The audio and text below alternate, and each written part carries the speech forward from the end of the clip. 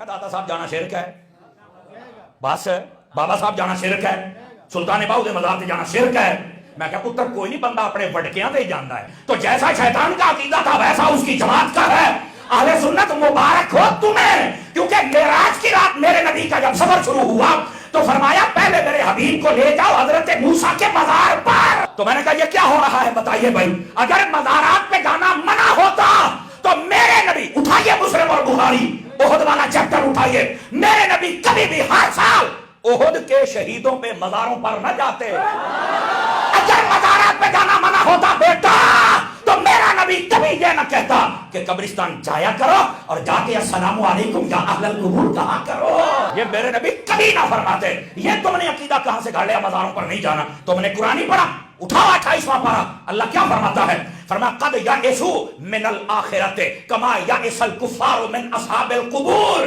فرمایا کئی لوگ آخرت کا ایسے انکار کرتے ہیں جیسے کافر قبروں والوں کا انکار کرتے ہیں۔ تو کیسے کہہ رہا ہے کہ مزاروں پہ جانا شرک ہے؟ جب تک یہ ولی زندہ تھے تب تک تو اسلام پھیلاتے رہے، تب تک تو دین پھیلاتے رہے، تب تک تو کافروں سے کلمہ پڑھواتے رہے، اور جب ان کے مزار بن گئے اب وہاں پہ جو جائے وہ مشرک ہو جائے، چس آ جائے اگر تو یہ کہے، اور جنہوں نے کل ہمیں خدا کا بندہ بنایا آج بھی بنا رہے، تم کیوں جاتے ہو؟ میں کہہ رہی یہ عقیدہ ہے۔ اللہ کا ولی جب قبر میں جاتا ہے نا تو اللہ تعالیٰ اسے زندہ رکھتا ہے، لیکن اس کو کہتے ہیں برزخی زندگی۔ کیا کہتے ہیں؟ برزخ۔ وہ کیسے زندہ ہے؟ تو میں نے کہا شہید زندہ نہیں ہے، اگر زندہ ہے تو میں نے کہا نبی پاک نے ایک جہاد سے واپس آ رہے تھے، آپ نے یہ فرمایا تھا، آپ فرماتے ہیں ہم چھوٹے جہاد سے آ رہے ہیں بڑے کی طرف جا رہے ہیں۔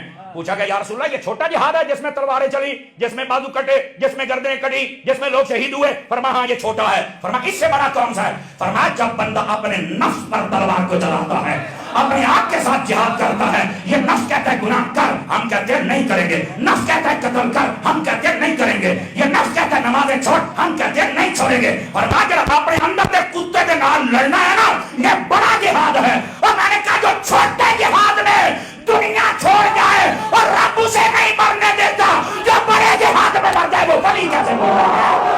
وہ جی تم مزاروں پہ جاتے ہو تو وہ تو مر نہیں گئے ہیں۔ میں کہا یار یہ تو تین دسیا ہے بھی انہاں کیتا بڑا جہاد، موت دا ذائقہ ضرور چکھیا ہے، ذائقہ سارے ہی چکھنا ہے، ذائقہ ہوندا اونی دیر تائیں ہے جنی دیر تے بندہ قبر چ نہیں جاندا۔ قبر چ جان دی ٹھلے موت ہونی اپنے گھر تے اہیں اپنے گھر۔ او بھائی اعلی حضرت صاحب نے فتاوی رضیہ میں یہ حدیث لکھی کئی جگہوں پہ لکھے، فرمایا انما خلقتم للابد، فرمایا تم ہمیشہ ہمیشہ کے لیے پیدا کیے گئے ہو۔ کیا مطلب ہے دا؟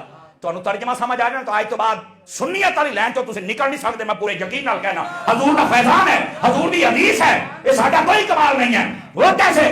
صوفیاء فرماتے ہیں اس کا مطلب کیا ہے کہ تمہیں ہمیشہ کے لیے پیدا کیا گیا؟